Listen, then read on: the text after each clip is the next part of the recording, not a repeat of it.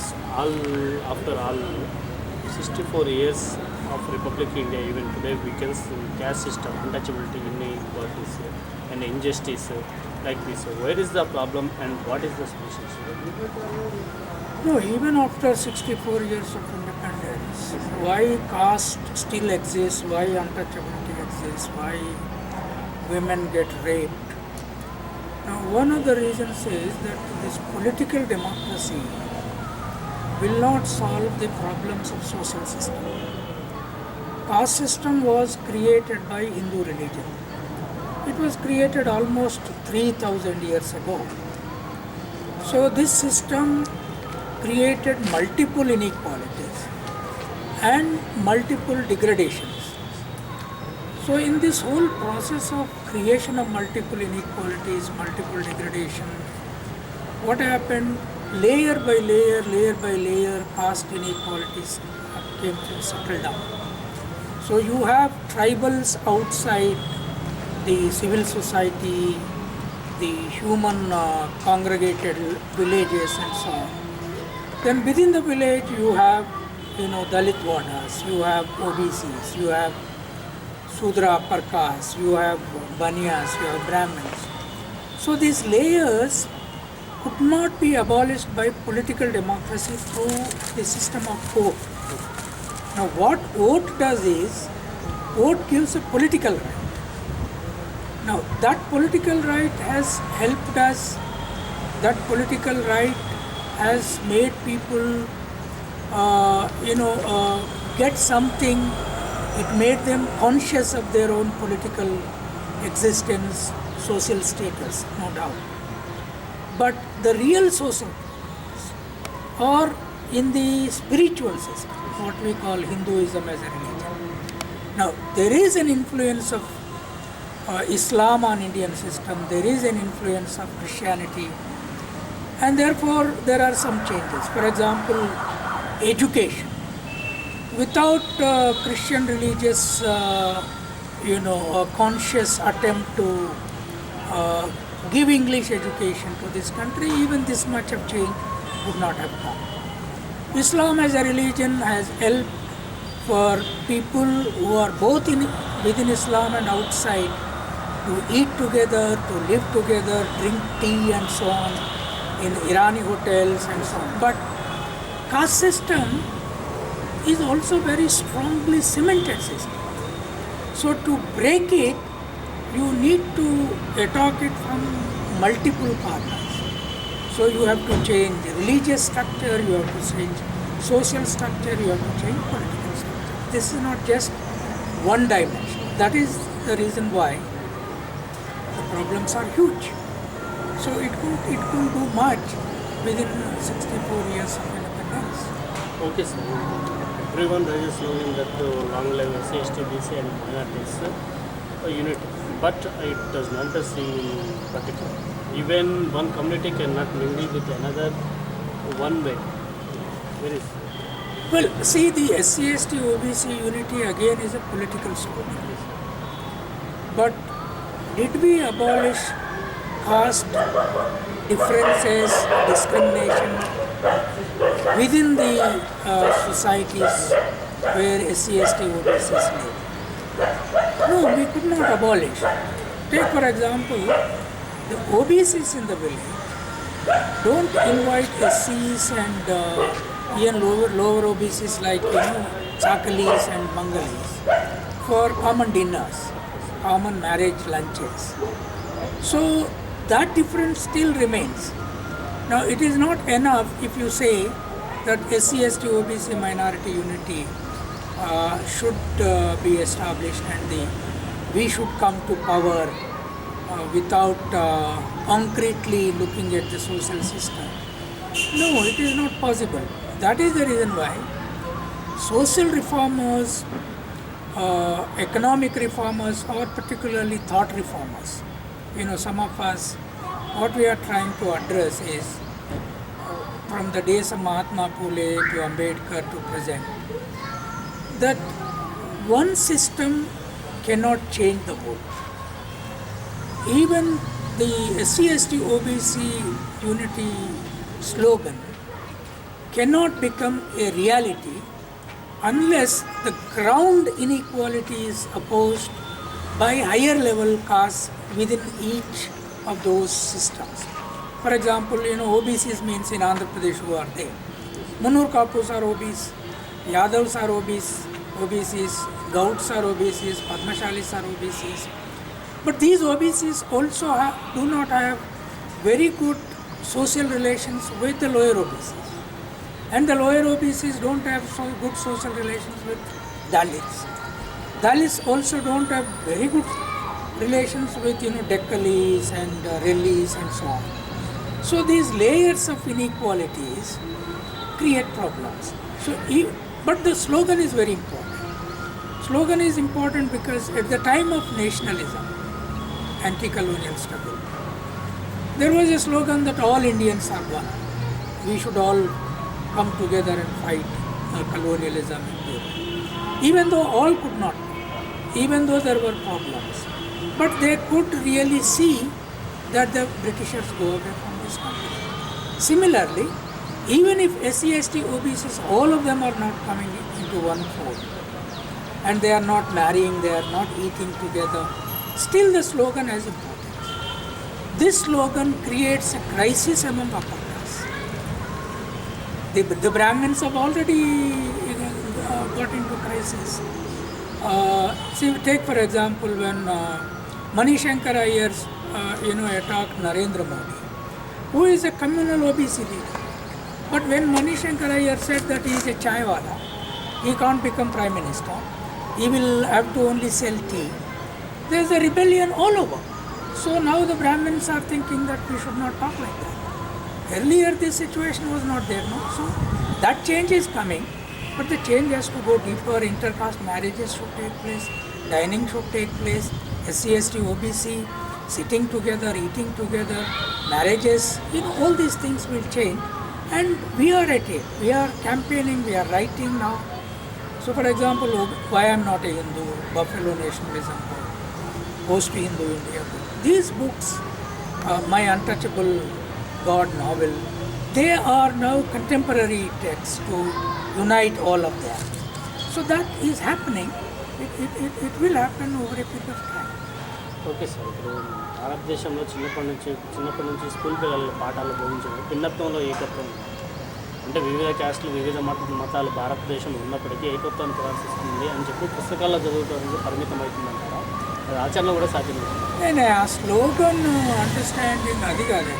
భిన్నత్వంలో ఏకత్వం అంటే ఇక్కడ అన్టచబిలిటీని పెట్టుకుందాము, ఇక్కడ we will have caste inequality, we will rape women, we will destroy them, or we will some castes will follow sati and others will have good relations between man and no, it's not that. The slogan of diversity, unity and diversity is that we do different things, pot making, shoe making, tilling, teaching, all these are different occupations. These occupations also have some common ground. The only occupation which has no common ground with the people is the priest occupation. The Hindu priest, he never shares, he never eats, he never sits. They say that gods eat only vegetarian. That is not Bhinnatvanlo Ekatvam. That is Bhinnatvanlo Bhinnatvam. That is absolutely meaningless. That God is separate, he won't eat what you eat. So take for example Pochamma Maisamma kind of goddesses. They eat everything that the people eat. In one village, the Dalits eat beef, the Sudras don't eat beef, they eat meat, fish, even pork, and the Brahmins eat only vegetarian. Village gods and goddesses have no problem with it. That is Bhinnatvam and Ekatvam. But what these Brahmins are doing is not Bhinnatvam and Ekatvam. There is only Bhinnatvam in that. So when the slogan is given, the slogan has a deeper, higher meaning around the production, dignity of labor. Hundreds of thousands of castes do thousands of occupations. Occupational division is different, but labor is common. Their collective living should be common. Their intermarriages took place. So that is what Bhinnatvanlo Ekatvam is, not what caste system is. Rich are becoming more rich and poor becoming more poor. It means in particular in the reservation are being used by few communities. No, that is absolutely wrong. So Among the lower caste, after the reservation has come, those children who are in jobs, in schools, colleges, are going back to their villages. Where are they marrying? They are marrying within their own communities and castes. So there is a spillover. For example, when I was a professor in Usmania, when I became a lecturer, I was one of the few reservation candidates. But what was our use to village? Not just my caste, my family. The whole caste used to look up to me. They used to come and stay with me. Their children were studying. I used to go and help them in getting admissions. Many are doing that. Even now many are doing. Look at Usmania University, lower caste graduates and postgraduates. How many of them are helping their villagers? Did any Brahmin graduate or postgraduate go and help the people? So reservation, if that rich are becoming only rich and poor are becoming poor because of reservation, it is nonsense. That is becoming like that because the Baniya business, the Brahmin priestlyhood, they never allow anybody to come there. So is a Baniya marrying any lower caste person? Whereas the postgraduate or a lecturer in Usmania University who comes from a Dalit family, where is he marrying? He is marrying his own caste girl, mostly. Some of them must be having inter-caste marriages. So that salary will go back. Their relatives will come into this house. So if I have a car, I go with my car into my village. My relatives, my villagers, I studied English medium. All my villagers wanted English medium. I didn't study English medium, but I speak English. I became a writer and speaker. So now we established English medium in my village. Now, Professor Kanchailaya did not create inequality in the village. Now all my villagers are studying world-class English in my village only, up to 10th class. So which Brahmin came and established an English medium school in village? They did not even allow others to study Sanskrit. That is absolute nonsense. This is a Brahminic campaign that because of reservation, rich are becoming rich, poor are becoming. Because of Brahmin Baniya business and industrial exploitation, that is happening. So otherwise, there is a caste, the inequality is getting reduced because of reservations. Okay sir, ఈ మధ్యకాలంలో దళితులు plus బహుజనులు BCs ST బీసీలు English medium ఎక్కువ చదువుతున్నారు కదా, కానీ తెలుగుని రక్షించండి అని చెప్పి ఒక స్లోగన్ వస్తుంది. దీనిపైన మీ ఉద్దేశం? No, this is a conspiracy of the upper class. They educate their children only in English, but they say that they love Telugu. You know, in this Telangana, Samaikandra, all Telugu people, Telugu language, Telugu unity, all these slogans are coming up. Now, when all these people, when they were putting their children in English medium, where was the Telugu love for Telugu language? This conspiracy that rural people should study in government schools only in Telugu medium, but urban areas, educated, upper caste must study in English. That we should, with all seriousness oppose. We should fight against it. And see that the private schools are abolished and government schools go towards English medium. If that is not going to happen, India will not change. Once every child is educated in English medium in villages, dignity of labor will come, anti-caste ideology will come into every house, intercaste marriages will take place, food culture will change. So several things that change, dress codes will change. Do we need our children to live semi-naked or in dhotis and banyans? No. Our children should live like Ambedkar in suit. So that is absolute nonsense. Since few years, people are demanding that January 3rd, Savitribai birthday anniversary should be performed as Teachers' Day. Instead of Sarvepalli Radhakrishna's birthday, What is your view about it? No, the Sarvepalli Radhakrishna's birthday as Teachers' Day is absolutely wrong. See, no Brahminic teachers taught Sudras and Dalits and OBCs historically anywhere. Even after independence, the egalitarian schools were not established by them.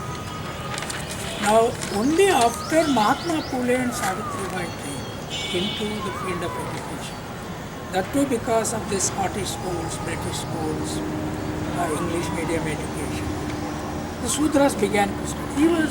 Phule and his wife, Phule was the first Sudra man and Savitribai the first Sudra woman to get educated. So she became the first women teacher of India. Naturally, there is a view, there is a slogan that unless women are educated, the nation won't change. But which woman was the first teacher? It is Savitribai. And she was taught by her husband, Mahatma Phule. So it is wrong to celebrate Sarvepalli Radhakrishna birthday as Teachers' Day. That helps only the upper caste and the Brahmins. But the SC/ST, OBCs and the tribes must celebrate only Savitribai Phule's birthday as Teachers' Day because that is a liberation. That is equality, that is human value, that is anti-caste, that is food cultural democracy. So many things are there in that. And I strongly appeal to all, no, don't celebrate Sarvepalli Radhakrishna's birthday as Teachers' Day because no Brahmin in history taught Sudras well. They did not like Sudras going to schools, OBCs, Dalits and tribals learning at all. So it's wrong to celebrate a Brahmin birthday as Teachers' Day. Savitribai is the best and the world will appreciate us. Sir ఫైనల్గా భారతదేశం ఐక్యతగా కొనసాగాలంటే ఏయిజం కావాలి అంటే కొంతమంది అంబేద్కరిజమే correct అని అంటున్నారు, మరి కొంతమంది మార్క్సిజం కాదు. ఈ రెండిజాల్లో ఏయిజం భారతదేశం ఐక్యత కొనసాగాలి, ఏయిజం నుంచి సూటబుల్. అంటే పూలే అంబేద్కరిజం బుద్ధునితో ముడేసినప్పుడు దీనికి చారిత్రక రూట్స్ కనపడుతున్నాయి. బుద్ధుడు భారతదేశానికి Phule Ambedkar and Gautam Buddha, they gave us an historical linkage. And the anti-Brahmin, anti-idol worship, anti-Hindutva philosophical foundations were laid by these people. And there is caste abolition theory, democratic institutional theories came from Gautam Buddha and Phule and now Ambedkar. Now we are all working on that to take it further. Marxism is good for universal equality, there is no doubt. Karl Marx and Friedrich Engels and Lenin and Mao have done phenomenal good for the globe. But that alone is not useful for India. Now that is the reason why Indians will have to admire 5 great prophets.